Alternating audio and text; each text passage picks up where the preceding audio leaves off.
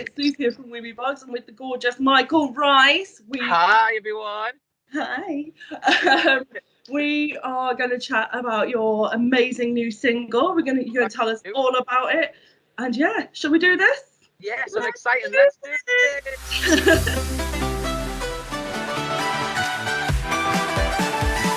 First of all, we are dying to hear how life's been post Eurovision Song Contest. Tell us how it's been since May. Yeah, it's been crazy since May. I haven't had a chance to stop and take a breath. I've been traveling to Switzerland, Sweden, the Netherlands, London, just been all over traveling, and obviously doing music, which I absolutely love. But I was a little bit worried when I done the Eurovision coming last, and I thought, Jesus, is anything going to come from this now? And what's going to happen?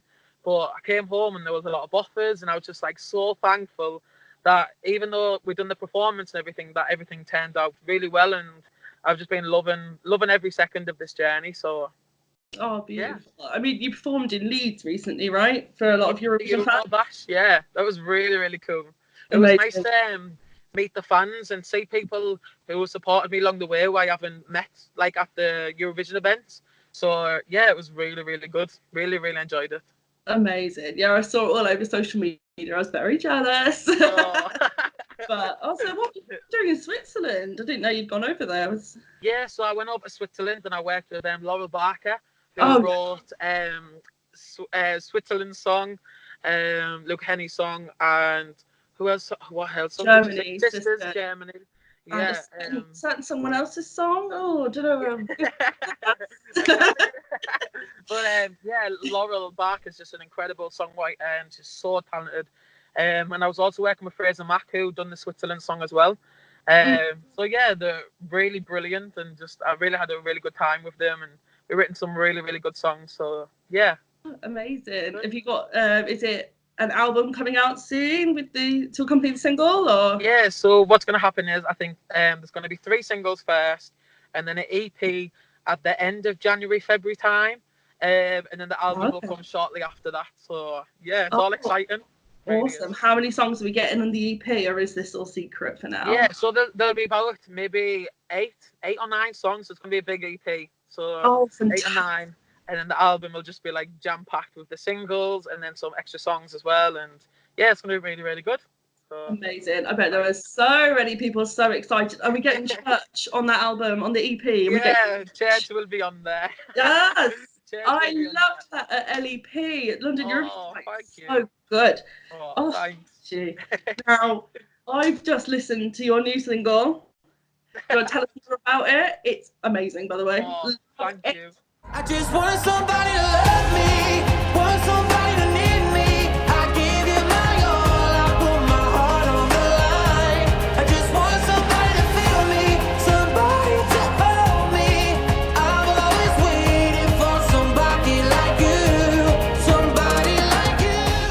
So the song is about my childhood and basically just the story of how I grew up and having someone not there. So when I was growing up, I didn't really have a father figure in my life until my mum met my stepdad, and then I was happily married.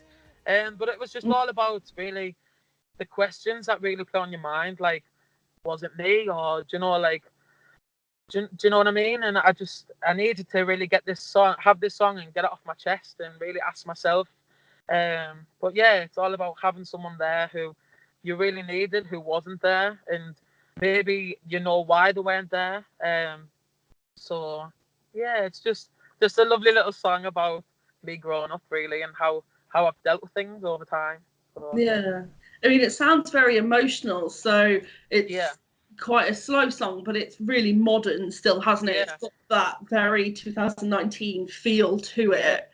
Definitely. I wanted these tracks to be very cinematic, very dramatic as well, and yeah, I wanted I wanted the lyrics to be the front of this of all the songs, really, and I really wanted to get the story across. So all the songs are kind of related, or they're linked to another thing that's happened in my life, and yeah, I'm really excited. It's crazy because I hear these songs every day, and I get in the car and I'm like, oh, let's put this new song on that I've written, and finally somebody is going to be out there now for the world to hear.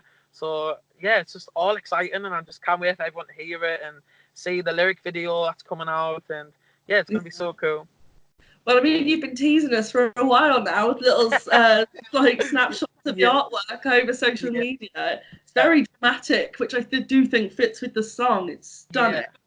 How do you, possibly a bit of a cheeky question, how do you think this would have done at Eurovision if this was your song compared to Bigger Than Us? Yeah.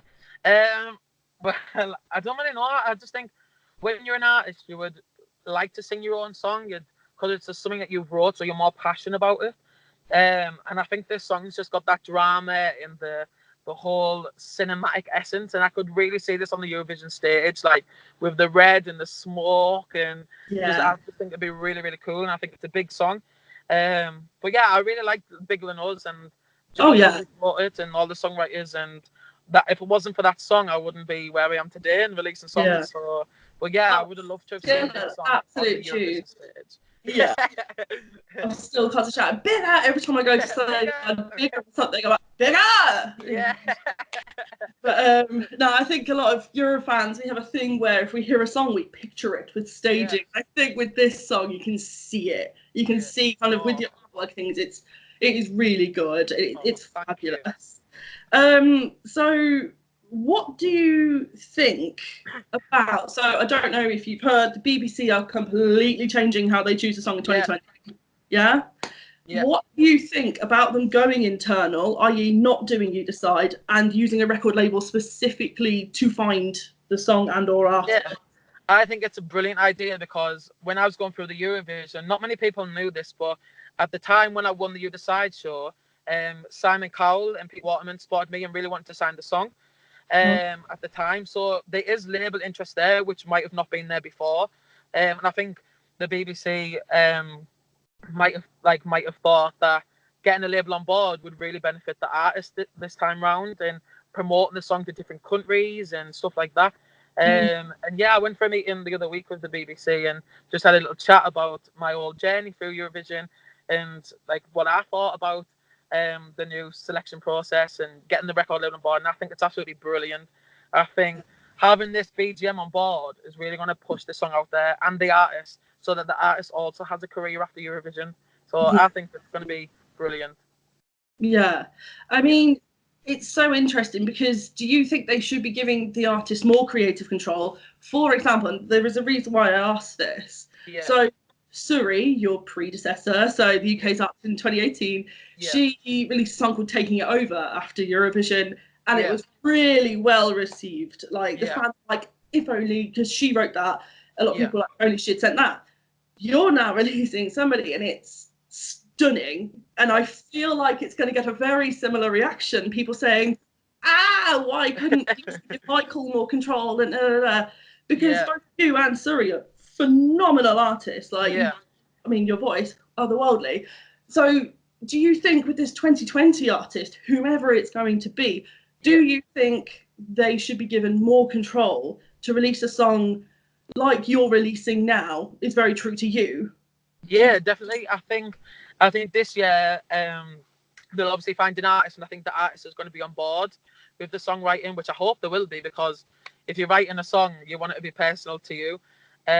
So yeah, hopefully BGM do get the artist to get in there and get creative and be a part of the process, because then that song will feel more real to them as the artist. So yeah, hopefully they will.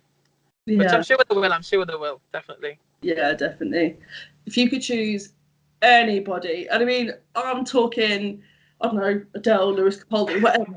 If you could choose anybody to go next year, who would you choose? What kind of song would you go for if you were the person choosing? Yeah, I think the song next year needs to be really current. Even if it was like, I can know my song's a little bit more like of a ballad, but it's got that cinematic feel. If the song was like even like a dance, you know, like kind of like a Mabel or a Ray or like a Lewis Capaldi, like that'd be like so cool. Like Don't Call Me Up by Mabel.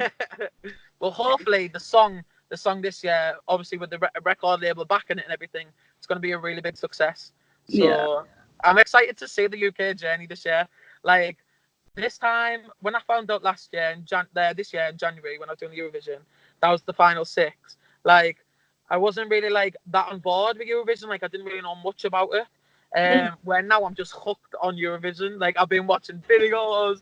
Like I'm totally obsessed with it. So I definitely will be in like Rotterdam next year, like supporting everyone. So it's gonna be really cool. I was wondering this. Are you going to be following it and chatting on Twitter, kind of like your opinions on the songs that are coming out? Yeah, definitely. So I've got the YouTube channel now, so I'm going to be starting to do things like that. Yeah, it's going to be exciting. And I've been speaking with Sarah in Ireland, so I think we're going to have all there. Like, she's honestly amazing. She's also writing new music, so we're going to get over there and hopefully meet up. So, yeah, it's going to be cool. Have you been over to Ireland, or do you kind of just take it in turns? Yeah. So I've been over. I went to Dublin a few months ago, actually. She was doing the Miss Ireland, singing in the Miss Ireland competition. Oh, yeah. So I went and supported her. Then I went up and met a little daughter and her family. So it was really, really lovely. So yeah, it was really nice. Oh, that's so cute. You two's friendship was one of the best things that came out of Eurovision 2019. It was so sweet. Pleasure. Like I just as soon as we met each other, like it just clicked straight away because she's like a normal girl and I'm a normal lad, and we just clicked straight away. So yeah. Oh, and they say neighbours don't support each other in Eurovision. No, I'm joking. But that's amazing. That's so good. Well, I'm sure we cannot wait to hear all your opinions on everything comes out in 2020. We are so excited for your EP. What's the release? Did you say end of January? Did you say? End of January, like maybe February time. So there'll be a date sooner enough. So I'm excited. Brilliant. We can't hear it, and I'll add you to the UK Eurofans group chat for 2020 banter. No, it's been glorious. Have a good evening. I know you're out at the moment, bless you, and you're taking time out. Thank you for that. Have a fabulous evening. Thank you so much. Thank you. Bye.